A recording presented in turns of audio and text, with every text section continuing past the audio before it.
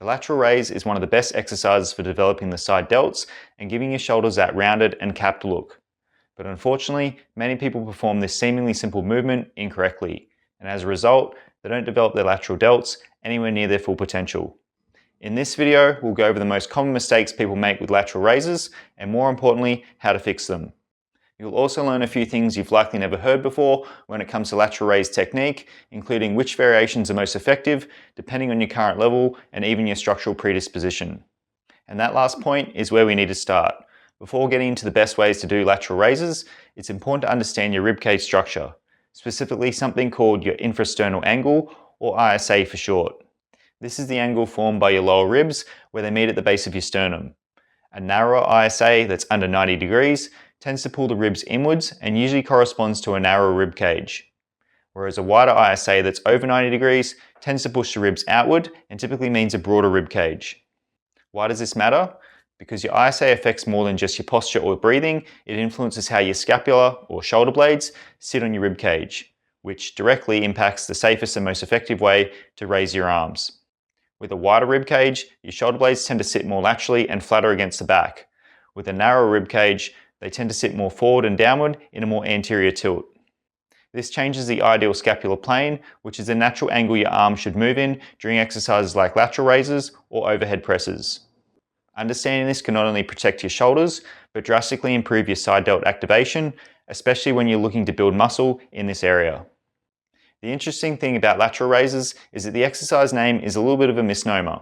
It implies that the arms should be raised directly out to the sides.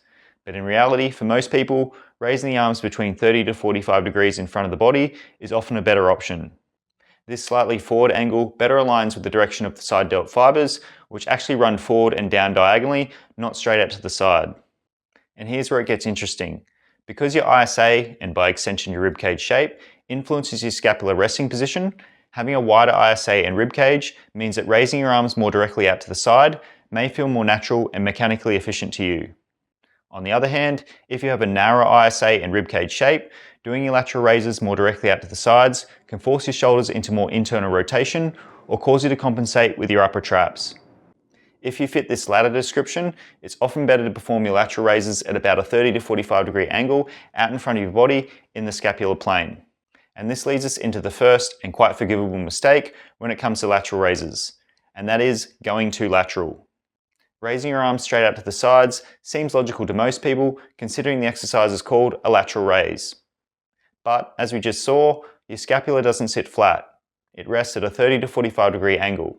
So raising your arms in the scapular plane better aligns with the side delt's muscle fiber direction, which improves muscular activation and mind-muscle connection.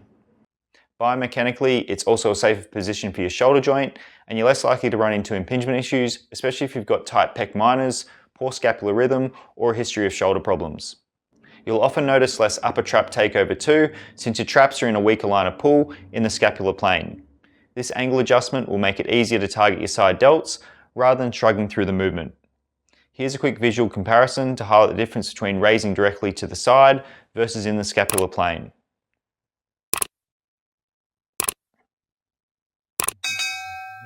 The second mistake most people make when performing lateral raises is raising the arms too high.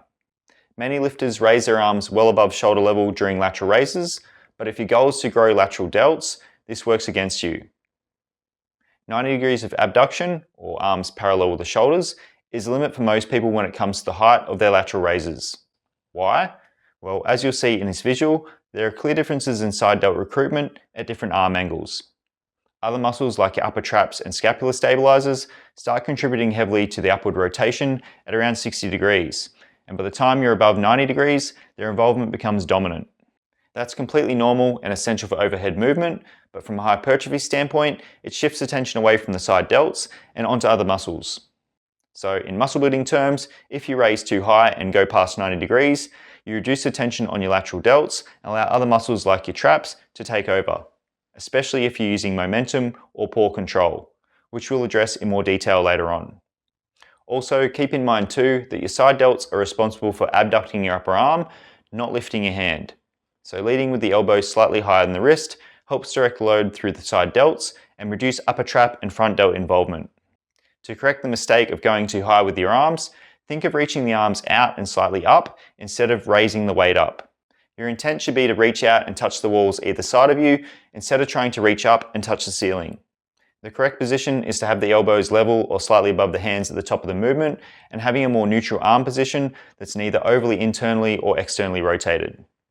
This would be the best position for side delt activation and overall shoulder health. Another common mistake during lateral raises is excessive rotation at the shoulder joint and rotating the arms and wrists.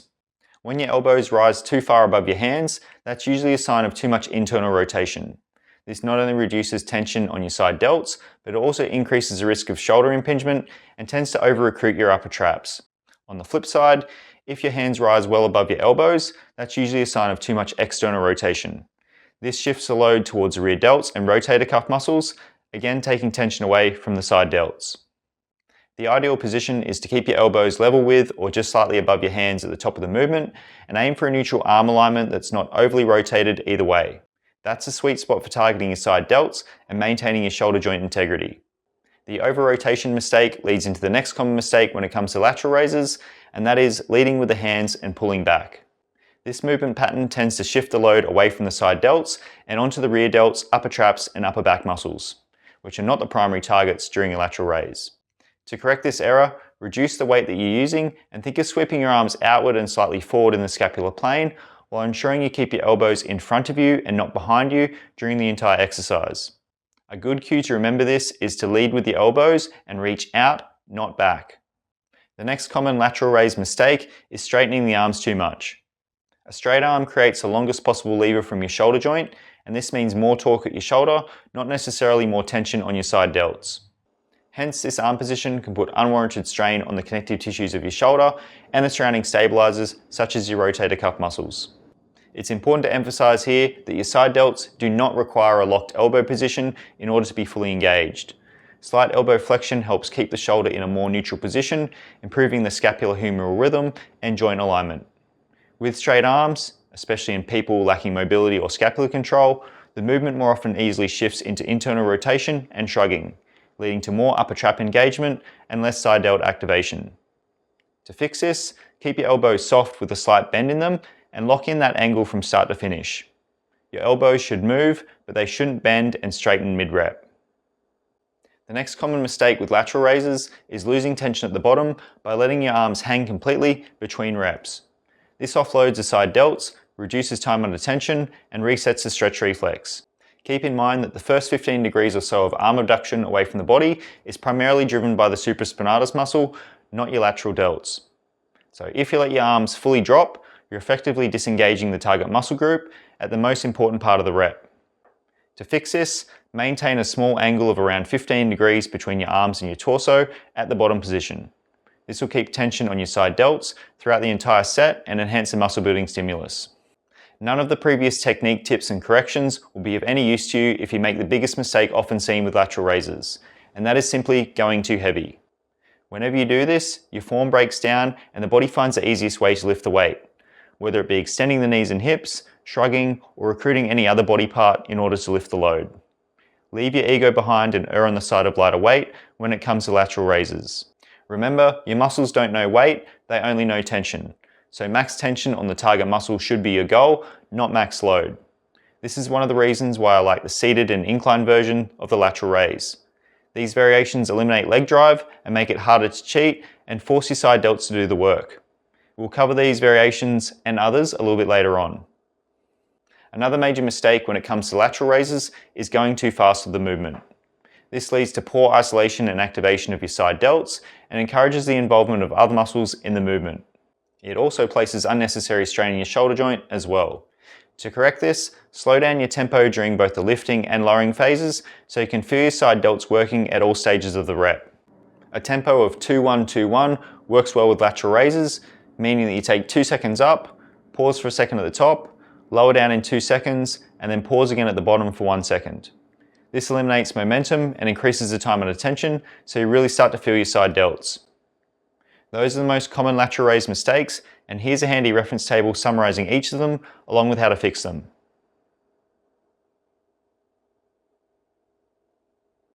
Now that you know the main mistakes to look out for with your lateral raises, let's look in more detail at how to perform this exercise properly and perfect your form. To do lateral raises properly, grab dumbbells of appropriate weight and hold them by your sides with your palms turned in around 30 to 45 degrees. This naturally puts your arms in the scapular plane, improves activation of your side delts, and supports healthier shoulder joint mechanics. Keep a slight bend in your elbows and maintain that bend throughout the entire exercise. Don't let your elbows flex or extend during the rep, as this changes the leverage and mechanics of the lift. Engage your lats and lower traps by gently drawing your shoulder blades down and together slightly, but don't overpinch or over-retract them. The goal is to depress your shoulder blades without losing scapular movement entirely. This will help prevent upper trap dominance and keep the neck muscles relaxed during your lateral raises. Before you start raising the weight, move the arms away from the torso by around 15 degrees so that your hands are not directly underneath your shoulders.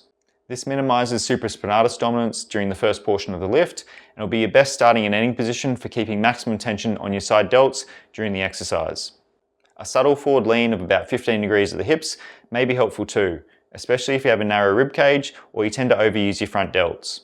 This slight lean shifts the line of pull into better alignment with your lateral delts, reduces upper trap involvement, and helps prevent shoulder elevation.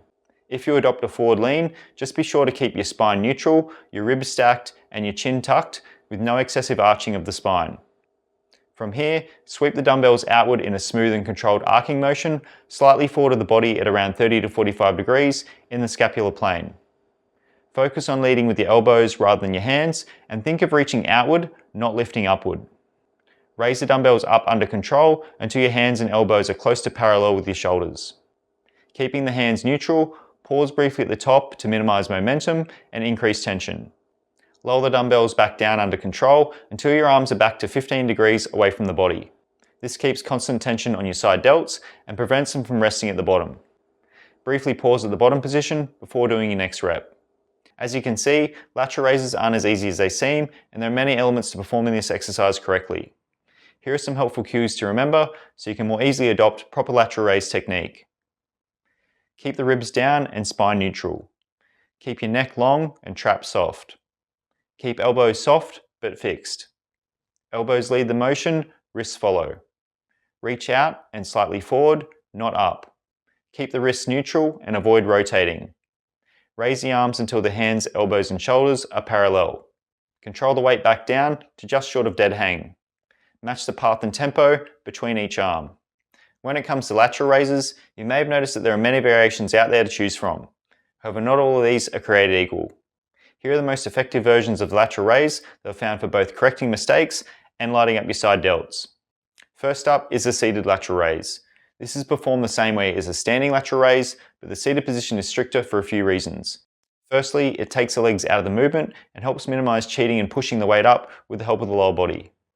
Secondly, this version makes it harder to flare your ribs or hyperextend through your lower back. When you're seated and more locked in, you can't build as much momentum, and instead you keep more of the tension where it belongs, in the side delts. And the third reason I like the seated version of the lateral raise is that it's great for beginners or anyone with left to right imbalances. If you're seated with a narrow stance as shown, you'll feel any weight shifts a lot easier compared to the standing version, and you can more easily tell if you're raising the weight higher on one side relative to the other. Another great lateral raise variation is incline lateral raises. This version also takes the legs out of the equation and helps you develop strict technique in a few other different ways as well. It's great for helping you keep your rib cage down and eliminate body swaying, and the slight forward torso angle also helps you recruit your side delts more by changing gravity's line of pull and encouraging you to lift the weight slightly out in front of you and in the scapular plane. To perform this variation, lie chest down on an incline bench, set it around 15 to 30 degrees, and let your arms hang slightly in front of you. From here, raise the dumbbells out and slightly forward until your wrists, elbows and shoulders are roughly parallel.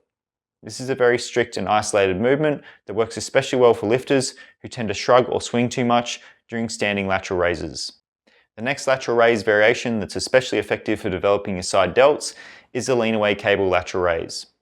To perform this variation, hold onto the cable tower with a non-working arm and lean your torso away at an angle of around 30 degrees. This lean helps maintain tension on the side delts in the first 30 degrees of shoulder abduction, which is part of the range where the tension is usually lost in regular lateral raises. Leaning away from the low cable creates a strong stretch at the bottom of the movement and shifts peak tension on your side delts into the mid-range of the lift. As with other lateral raise variations, make sure to raise your arm in the scapular plane and not directly out to the side. You should only lift your arm until it's parallel to the shoulders at the top. Another effective lateral raise variation using free weights is the lean-in dumbbell lateral raise. This can be performed standing or on an incline bench. Leaning in at an angle of around 30 degrees helps you start the movement beyond the initial range, where the supraspinatus plays a major role in conventional lateral raises. This means that more tension is placed on your side delts. To perform this exercise correctly, keep your neck long and traps relaxed while raising the dumbbell out and slightly in front of you in the scapular plane. Maintain a slight bend in your elbow and raise the arm up until it's parallel to your shoulders. And last but definitely not least is the polygon lateral raise. This version reinforces strict form and minimizes momentum, making it nearly impossible to go heavy or cheat at the top using your traps. The unique bent arm to extension pattern forces your lateral delts to stay under tension at the top position, where most people tend to lose it. To perform the polygon lateral raise correctly, start in a mid-hammer curl position with the elbows bent at 90 degrees. From here, raise your arms out to the sides in the scapular plane until your elbows and hands reach shoulder level. Pause briefly in this position to maintain control, then extend the elbows slowly from this position at the top until they're almost straight at about 15 degrees of elbow bend.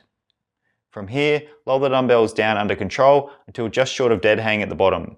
Then repeat the sequence for the next rep. If you've ever struggled to feel your side delts during lateral raises, this variation is a game changer. Expect to feel your lateral delts under maximum tension within a few reps. Just like with the standing dumbbell lateral raise, all the fundamental technique tips still apply to these variations, so make sure you're not repeating any of the common mistakes that we've covered earlier in this video. You'll also likely need to use less weight with these stricter variations compared to the conventional standing version. But remember, your muscles don't know weight, they only know tension. So to create max tension where it matters, leave your ego at the door, lighten the load, and focus on nailing your technique. That's when your side delts will really start to light up the way that they should. Another reason to err on the side of lighter weights is because the lateral delts contain mostly slow twitch muscle fibers in many people. That means they often respond better to higher volume and longer sets, typically in the 12 to 20 rep range. If you're after some more guidance around sets, reps, and volume, but also a structured plan to help you grow not just your side delts, but your shoulders overall, then make sure you grab a free copy of my Shoulders and Arms program. The link is in the description below. This downloadable guide includes over 60 exercises with video demos, progressions from beginner to advanced, 6 complete program phases spanning over 20 weeks, workout videos for every phase, and routines that help you build size, strength, and symmetry in your shoulders and arms. It also includes an explanation of the science behind the program, plus for a limited time, a free shoulder stability and injury prehab guide to keep your shoulders healthy and injury-free. Again, check the description below to download the program and start building yourself stronger, more muscular, and resilient shoulders today. As you've probably realized by now, there's a lot more nuance to getting your shoulder training right, especially with seemingly simple exercises like lateral raises. But now that you know what to look out for, you've got the tools to hone your technique and finally grow stronger, well-rounded shoulders. Let me know in the comments section what your experience has been like with lateral raises and what you found most helpful in this video. Do tap the like button too if you got value from what I've covered today, and be sure to subscribe and hit the bell icon so you don't miss any more content like this in the future. As always, thank you for watching and see you next time.